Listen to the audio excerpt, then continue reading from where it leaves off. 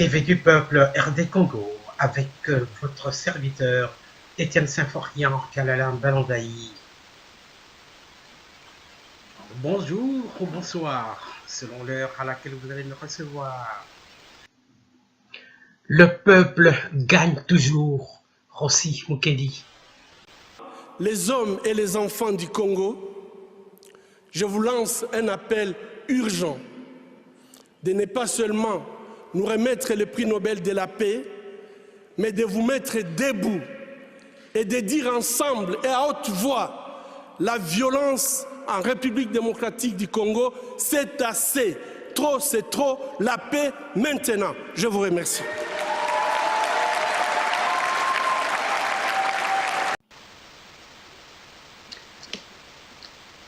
Wandugu Wapenzi, Nico Nduguyenu, Étienne Symphorien Kalalam Balandaï, Minarudia, Tuzungumuze, Bandeko, Bayimboka,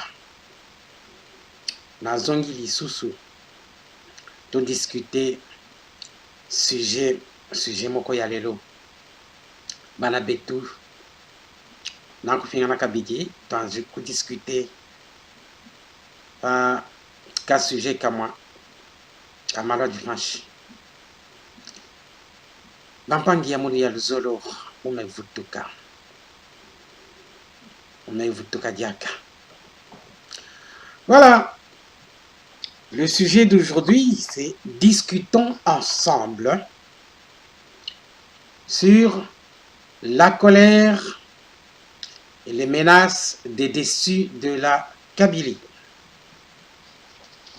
Eh bien, quand nous faisons une petite rétrospective, nous nous rendons compte qu'il y a eu une sortie médiatique de l'ancien ministre de la Justice, qui sera bientôt l'ancien ministre de la Justice, parce qu'il n'est pas encore remplacé, Alexis Tambwe Mwamba.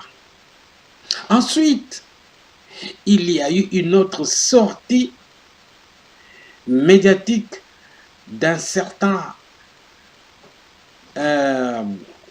ministre de la Kabylie qui s'appelle Bitakwira, un ministre à polémique, qui répète la même chose à peu près, mais en accentuant la même chose qui a été déjà dite par Alexis Tambwe Mwamba. Mais Alexis Tambwe Mwamba, ce n'est pas une personnalité à négliger quand il avance quelque chose, quand il dit quelque chose en public. Qu'est-ce que ça cache, ces menaces? Qu'est-ce qu'il a dit? Alexis Tambwe Mwamba a fait entendre avec arrogance que voilà, ils convoquent des ministres, ils convoquent des DG, ils convoquent des PDG, ils convoquent des anciennes personnalités de la Kabylie. Eh bien, sachez, nous savons que il ne les verra pas, il ne les enverra pas en prison. Mais quand même, voyons,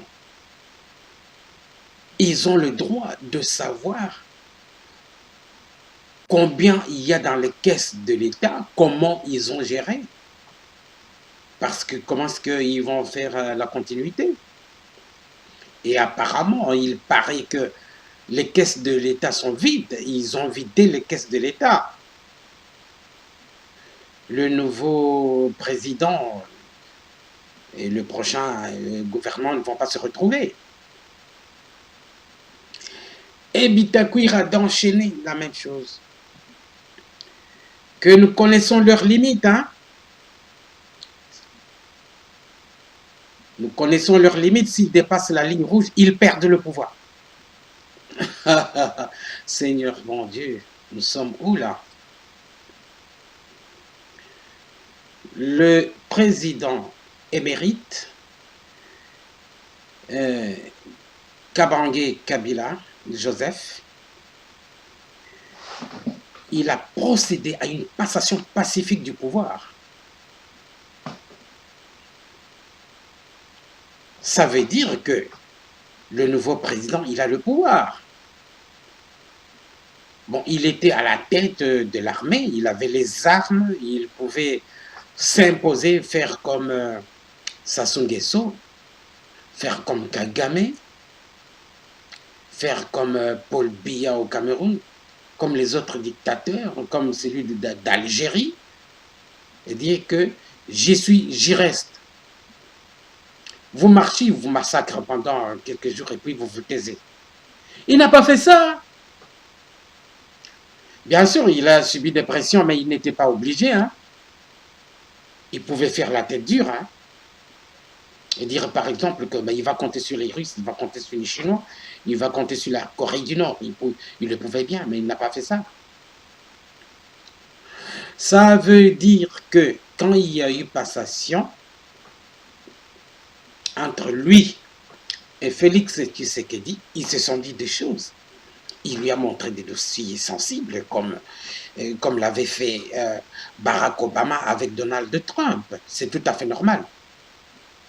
Mais ça ne veut pas dire que tous les anciens ministres sont au courant de tout ce qu'ils se sont dit. Il y a des dossiers secrets. Il y a des secrets d'État, comme dans tous les autres États. Ils ne savent pas tout. Tambo Mwamba et Bitakwira ne peuvent pas prétendre qu'ils savent tout, qu'ils sont au courant de tout. S'ils sont au courant de quelque chose à peu près, bon, on sait que il n'y a pas encore eu passation totale, mais le nouveau président et son directeur de cabinet, ils se donneront le temps qu'il faudra. Déjà, il n'y a rien dans les caisses. Quand un nouveau gouvernement ne trouve rien dans les caisses, je me suis un peu documenté, il faut penser à renflouer les caisses de l'État. Et comment est-ce qu'on peut renflouer les caisses de l'État? Il faut un assainissement des recettes de l'État. L'assainissement des recettes de l'État, c'est surveiller toutes les entrées des recettes. C'est par exemple combattre la corruption, tout surveiller. Donc, avoir le pouvoir de contrôler les caisses, les revenus générés par les plus grandes instances financières, comme par exemple la douane. Nous avions appris que le bureau des douanes ou la caisse des douanes se trouvait en Tanzanie, par exemple. Il faut mettre la main dessus. Qu'il y aurait un directeur des douanes qui se permet tout, qui transfère tous les fonds en Tanzanie. Il faut commencer à arrêter cette hémorragie. Arrêter les fuites des capitaux. Tous les ministres qui ont entendu que bientôt il y aura passation pacifique du pouvoir, qu'est-ce qu'ils ont fait? Ils ont vidé les caisses de tous les ministères. Ça se voit. Eh bien, chacun doit répondre de ses actes, parce qu'il y a un état de droit. Quand il y a un début d'état de droit, il y en a qui viennent là râler que, voilà, il ne doit pas dépasser les limites. Qu'est-ce que c'est que ça? C'est déjà l'avènement d'un état de droit. L'avènement d'un état de droit que l'on recherche. Il faudra passer à la création d'emplois. Comment est-ce qu'on peut, dans la configuration actuelle de la situation économique et financière,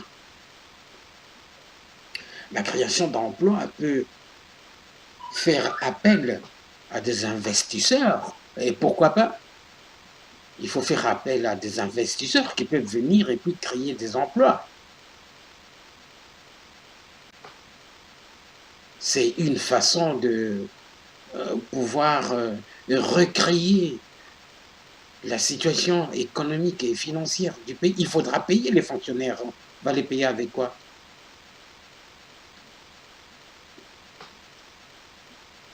À la SONAS, il n'y a rien. Excusez-moi, j'avais oublié d'enlever le chewing-gum. Quand il y a 50 mois d'arriérés, 60 mois d'arriérés, où est parti cet argent? Eh bien, les responsables doivent remettre cet argent. Parce que s'ils ne remettent pas cet argent-là, on doit saisir leurs biens. La justice saisira leurs biens pour les revendre. C'est tout ce qui est tout à fait normal. C'est ça un état de droit. On doit récupérer quand même une partie des fonds détournés, des fonds dilapidés pour payer les fonctionnaires. Et voilà, c'était un coup de gueule sur le comportement des kabylistes déçus. S'ils sont déçus, ce n'est pas qu'on doit retourner à l'ancien régime dont ils tenaient les tenants et les aboutissants. La corruption généralisée. Mais non, c'est terminé ça. Et voilà, nous allons passer à la bataille qui se passe au sein du FCC. Je suis tombé dans ma boîte WhatsApp sur un article transféré. Alors, c'est un article qui a été transféré par un certain John,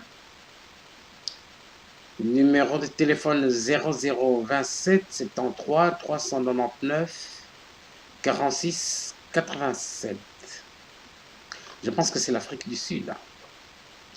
Alors, bagarre entre les caciques du FCC. Voici le message. Ah, c'est pas très visible. Ouais, voilà. Nous allons le lire ensemble. Je vais le lire pour vous. Primature, bagarre entre les caciques du FCC. Selon nos sources, une réunion secrète s'était tenue mardi au FCC pour désigner le candidat Premier ministre. En lice, les personnes suivantes se battent pour accéder à ce poste. Il s'agit de Minaku Oba, ancien président de l'Assemblée nationale, de Modeste Bahati Lukwebo, du dauphin fictif, il l'appelle dauphin fictif Ramazani Chadari, de Roubaix-Roy, etc. Alors, qu'est-ce qu'il s'est passé? Il continue. Chers compatriotes, au cours de cette réunion, tous les candidats se sont insultés et disputés sans toutefois trouver l'oiseau rare. Aubin Minaku a bradé son expérience en qualité de l'ancien... Oh là là, le style... Ok, je vais lire tel que c'est écrit, mais le style n'est pas vraiment littéraire. Ok. Minaku Aubin a bradé. Il a plutôt exhibé son expérience en qualité de l'ancien président de l'Assemblée nationale.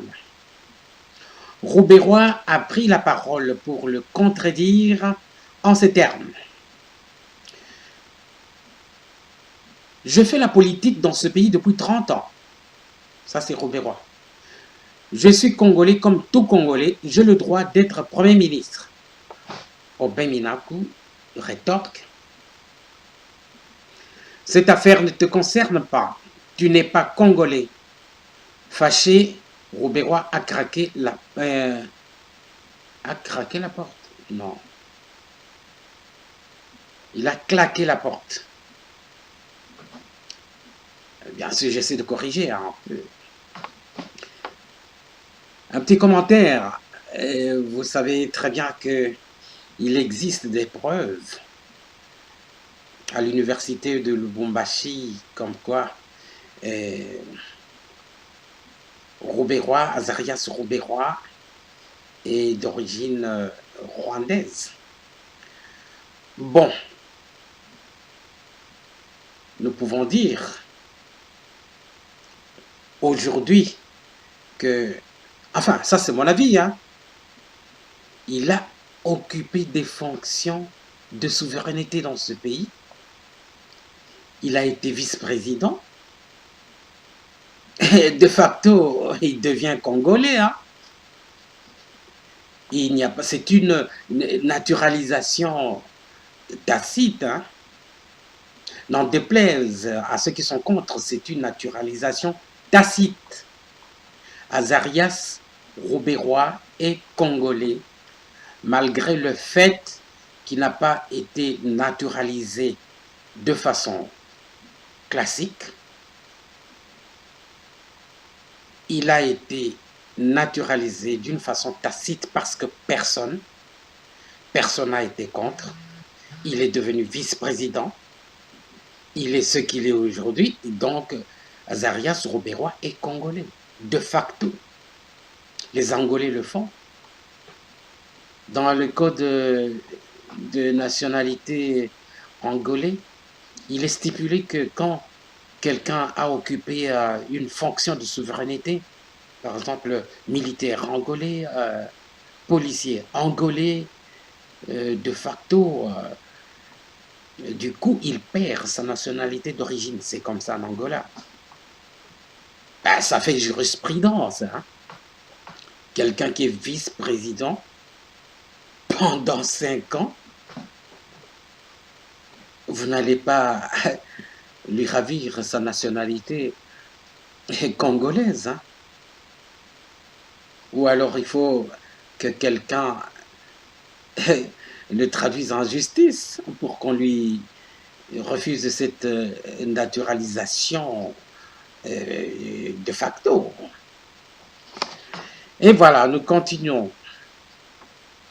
Ramazani Chadari dira à son tour qu'il est le mieux placé pour assumer ses fonctions. La réponse de Modeste Bahati n'a pas tardé.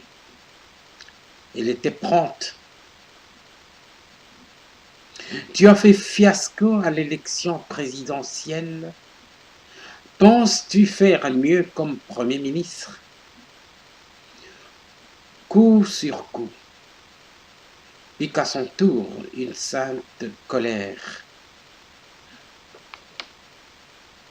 En d'autres termes, coup sur coup, il pique à son tour une sainte colère. Une sainte colère. Moi, je n'appelle pas ça une sainte colère, mais je le lis comme c'est écrit là. Modeste Bahati dira au finish, ce poste lui revient parce que son parti et allié compte plus de députés que tous les autres. Bref, la cacophonie était au rendez-vous et la réunion s'était terminée en queue de poisson. Cette réunion-là s'est terminée en queue de poisson. Le prochain rendez-vous a été fixé pour jeudi. Ça veut dire jeudi prochain. Et il termine ici. La peur a changé de camp. À suivre. Mais je me demande, est-ce que les prérogatives ne reviennent pas au président, au nouveau président élu, de nommer un informateur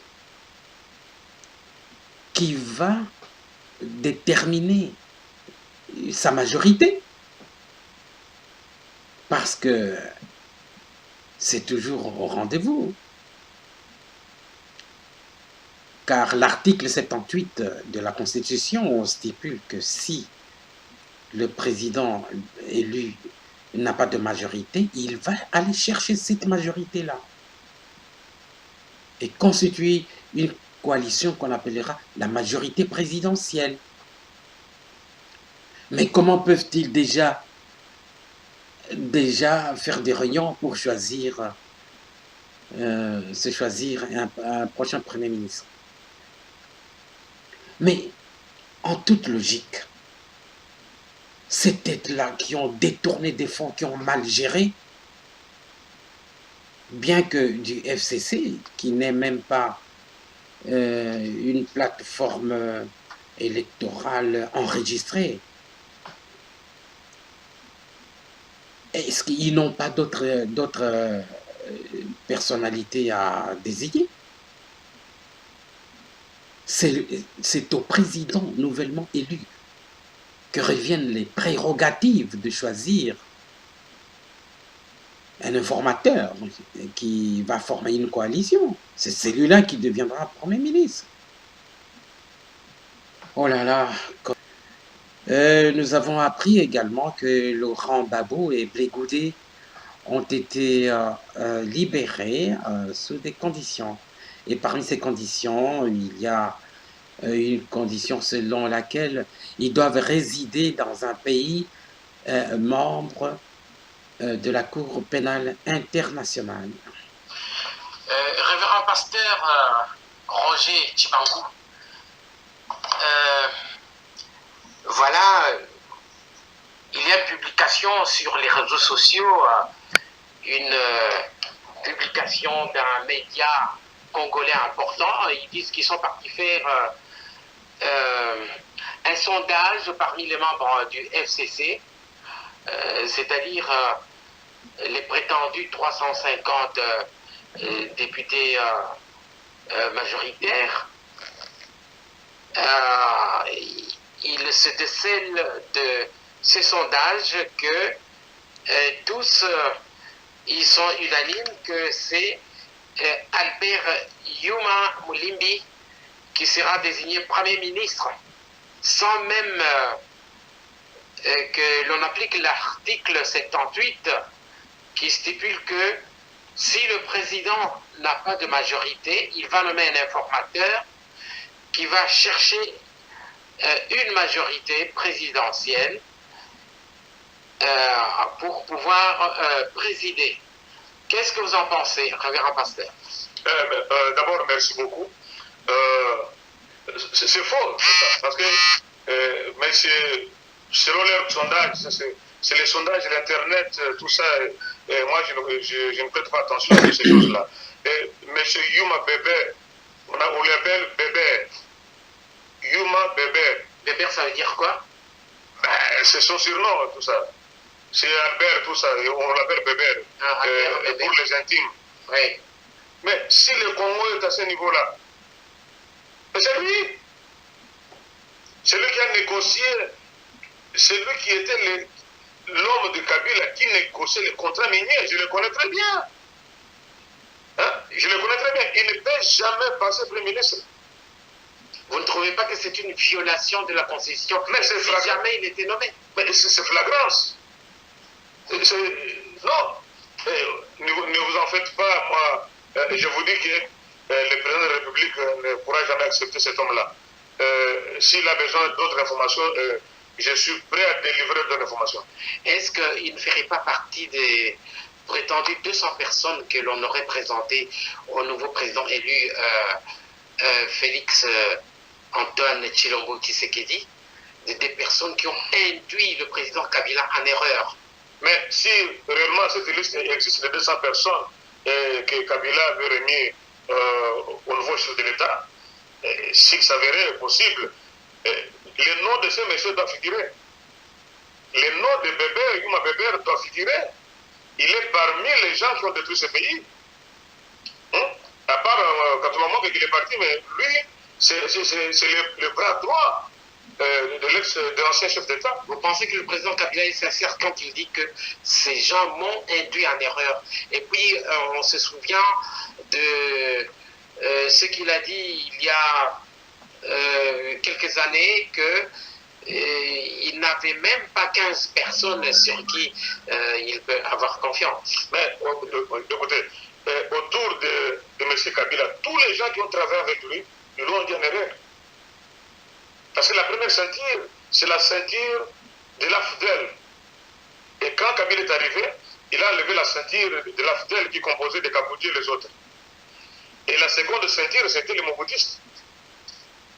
Et les Mobutistes, quand ils sont venus, ils l'ont donné à Kabila la possibilité de détruire le pays. Et excusez-moi si le monsieur qui m'entend aujourd'hui, il est le premier, c'est la première personne qui a regroupé tous ces gens de Mobutistes autour de Kabila, de Mokolo Pombo, de Atoun, de tout ça. Il y a beaucoup de choses qu'on parlera, mais pas maintenant. Ok. Alors, dans ce cas, vous conseillez toujours l'application de l'article 78? Absolument, absolument. Et cette, la majorité, la prétendue majorité des 350 députés, c'est artificiel. C'est artificiel. Il y a des gens qui ont été nommés, les partis AAA, CCC, MEE, PPT. Ce sont des partis que Minabo avait fabriqués.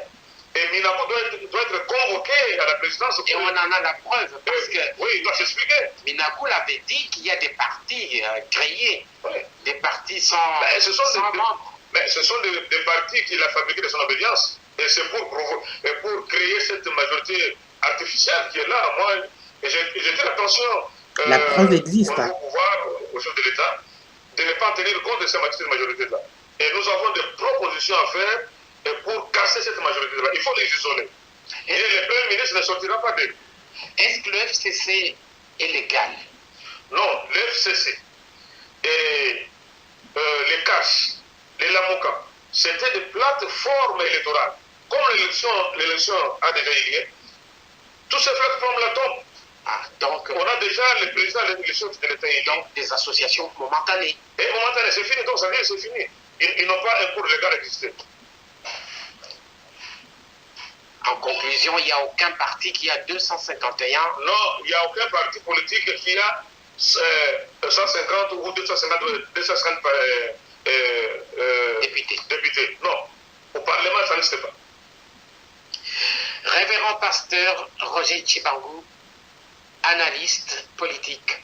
Merci beaucoup. C'est moi qui vous remercie. Et maintenant, un petit commentaire sur Martin Fayoulou qui s'obstine à demeurer dans ses positions. Alors, révérend pasteur Tshibangou, comment expliquer que Martin Fayoulou, le candidat malheureux, comme on l'appelle, s'obstine à demeurer dans sa position alors qu'il y a eu plusieurs appels même de la présidence, de la société civile, de différentes personnalités de l'étranger, pour qu'ils collaborent avec Félix, parce que c'est l'opposition qui a gagné. Pourquoi il s'obstine dans cette position? Mais merci beaucoup, cher compatriote. Il y a une chose que les gens ignorent. Il y a beaucoup de gens qui ignorent, même le chef de l'État, il doit comprendre une chose sur cette situation-là. Et quand nous parlons que c'est l'opposition qui avait gagné les élections, effectivement, l'opposition a gagné les élections. Quand l'opposition gagne les élections, on ne peut pas rester dans l'opposition. Comment est-ce qu'on peut rester dans l'opposition quand on a gagné les élections? Martin Fayoulou, s'il accepte les appels qu'on lui donne là, il n'existera pas. Fayoulou, il existe avec la foule-là. Il aime ça, cette foule-là qu'il a autour de lui. C'est cette foule-là qui le fabrique. Une fois Fayoulou, s'il accepte d'aller avec les chefs de l'État, il s'effacera dans le monde politique. Il n'aura même pas un combattant à Kinshasa. Il ne peut pas laisser ça. ça. Il va continuer pendant 5, 10, 20 ans. Et pourquoi il fait ces meetings au MLC? Mais si regardez, Fayoulou, il n'a pas une base légale. Il n'a pas la base. Mais il a son parti politique. Il a son parti politique, c'est lui avec sa femme. Il n'a donc pas de membres. Non, les membres, tous les gens que tu vois là sur Victoire, ainsi de suite, qui le suivent derrière, ce sont les petits garçons, les fanatiques qui sont là. Et puis vous avez les militants de MLC qui sont dedans. Et d'autres partis qui sont dans les Lamouka. Et si Fayoulou sait très bien qu'il ne peut pas accepter d'aller là-bas. S'il accepte d'aller avec Félix, il s'efface. Il n'aura même pas deux personnes qui vont le suivre. Bon, il y a déjà le président du Sénat, le président temporaire, qui dit que il est avec Félix, il le félicite, que Moïse Katumbi n'est pas du tout, il ne peut pas s'insurger en ennemi de Félix Tshisekedi. Ça veut dire que bon, il est pro Félix, c'est qu'il se détache. En fait, la Mouka en Chiluba, ça veut dire détache-toi. C'est qui Mais c'est déjà la Mouké. C'est qui le président du Sénat provisoire? Kyungu Wakumwaza. Mais vous savez que Kyungu, c'est un homme à double discours. Comment double discours? Ah, mais... Il a félicité le président et puis il prépare Katumbi, peut-être pour revenir. Non, c'est une allégeance. Ça veut dire que Fayoulou sera isolé. Oui, mais... Et il est déjà isolé. Mais c'est ça que je vais le dire là. Fayoulou sait qu'il est dans l'isolement. Il ne peut pas accepter qu'il reste comme ça, sinon il va mourir. Politiquement. Mourir politiquement et physiquement lui-même. Il peut se suicider. Non, pas de cela. Ah, mais oui, parce on que... l'appelle pas soldat du peuple. Non. Un soldat du peuple qui réfute l'opposition à gagner les élections, Martin Fayoulou, il ne peut pas encore continuer dans l'opposition. C'est très clair. Les Français le traitent d'intransigeant. Il est difficile de le faire plier. Il le disait sur France 24. Non, il y a d'autres choses qu'on ne peut pas parler ici. Parce que on ne peut pas parler du caractère de comment expliquer Kadiongo, tout ça. Et le caractère de Fayoulou, on ne peut pas expliquer tout ça. C'est les gens qui connaissent très bien Fayoulou. Ils savent très bien de quoi ils jouent. Ils savent très bien de quoi ils jouent. Parce que il ne peut pas accepter, parce que connaissant le monsieur, s'il avait besoin de répondre à l'appel du chef de l'État, il serait parti longtemps. Ok, donc en conclusion, nous comprenons que il s'est mis dans une situation où il est obligé de jouer son jeu jusqu'au bout. Sinon, il est effacé. Absolument. Il doit rester, il va jouer ce jeu-là pendant 5 ans. Et après notre élection, il va encore jouer le même jeu. C'est un homme de coup. Aux prochaines élections, il ne peut pas prétendre poser sa candidature parce qu'il y a Jean-Pierre Bemba qui voudra poser sa candidature. Il y a aussi Katumbi qui va réussir, si c'est possible, de revenir. Est-ce qu'il fait tous ces calculs-là? Mais c'est un calculateur, il a calculé. Il sait. Il doit garder cette foule-là. Il garde seulement la foule. Et cette foule-là, c'est un mirage. C'est une foule mirage. Donc, s'il se détache de cette foule-là, Martin Fayoulou, il est mort politiquement. Ok. Martin Fayoulou a déclaré récemment que la bataille a changé de plan. C'est-à-dire qu'il ne conteste plus Félix Tshisekedi, ce qui nous fait entendre que maintenant il dit que il faut vider le changement de la Kabylie, que Kabila est toujours là. Mais Fayoulou aussi, il est politicien. Je ne sais pas s'il est politicien de Bandundu ou de Congo central, moi je ne comprends pas. Les choses sont très claires parce que dès le début, nous parlions ici d'une cohabitation. Et quand on parle d'une cohabitation, il faut regarder la nouvelle configuration politique du Congo. Donc cela veut dire il doit accepter ce qui se passe maintenant. Et s'il combat Kabila, il combat la cohabitation. Donc ça veut dire qu'il combat aussi Félix. Et les gens doivent comprendre cela. Il faut qu'il comprenne qu'il a été coopté par, accepté, félicité par la communauté internationale et par la communauté congolaise en grande majorité. On le voit. Oui, mais l'histoire de félicitations où les Occidentaux étaient derrière Fayulu, parce que l'Occident, ces gens de l'Occident, ils combattaient Félix.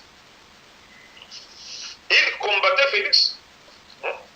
Fayulu n'a jamais vu Macron, ni même son ministre des Affaires étrangères. Il n'a jamais même vu, il n'a même pas vu qui, le Michel, Charles Michel. Mais il ne comprend pas que la donne a changé. Ah mais oui. Alors ces gens-là le soutenaient et c'était pour combattre Félix. Il n'a jamais même vu personne. Merci. Ok, révérend pasteur, analyste, politique, pourquoi pas. Je vous en remercie. C'est moi qui vous remercie.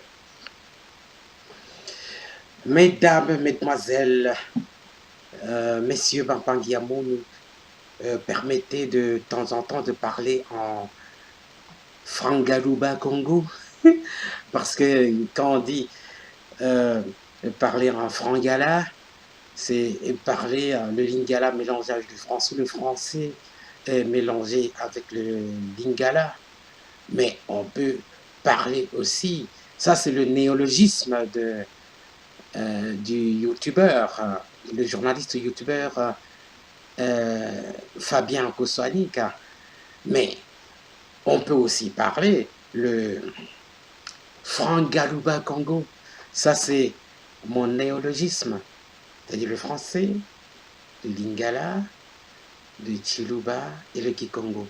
Frangaluba Congo, c'est long, mais pas très long, hein, moyennement long. Alors, Bampangi Yamunu, Betu, Remanisa, Betu, Tamana Nambasi, Bana Betu, Kwakujika, Ni Tumunana Kabiji, Musang Mukwabu, Bois, ku analyser mo Chilvanchin, Kubwa Kusula Kaja, Malu a Chidiji a Dipanchi. Wandugu wapenzi, kunaisha, tutaona na kesho. Quelle langue manque encore? Le tétéla. Analengu, Ambushila. Ben, vous permettrez l'accent. Hein. Alors, au revoir, goodbye.